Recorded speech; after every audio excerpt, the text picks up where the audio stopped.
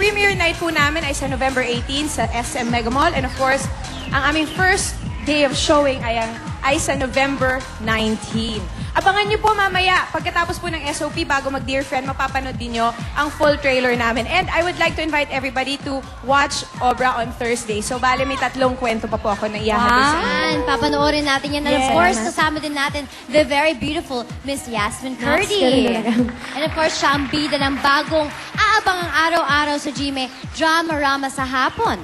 Ayan, starting Monday na po, starting tomorrow po, sa cinenovela po, kapalit po yan ng gaano kadalasang minsan, saan darating ang umaga. Directed by Direct Mario J. De Los Reyes. Siya rin po yung original ng scene, yung original movie ng saan darating ang umaga, na nandun po si Nina Blanca sa si Marcel Soriano. Dito po, also starring RC Munoz, Charlie Davao, Luz Valdez, Hero Angeles, Jacob Montes, and Joel Torre, and Tita Lani Mercado. Ayan.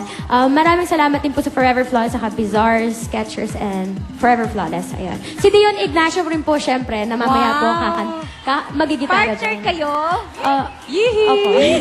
Ikaw Saka Manual Magazine, please buy. Ayan, syempre, thank you, Iza. Thank you din And sa Yasmin, inyo. thank you so much. Maraming salamat. At syempre kami po ay magbibigay ng todo-todo at bonggang-bonggang iyakan at drama sa hapon. Sa hapon yun, yun yung Opo. show ni Yasmin. Sa Bukas, hapon. manood At kayo. sa gabi. Ayan, bukas Yes. umpisahan nyo yung araw-araw.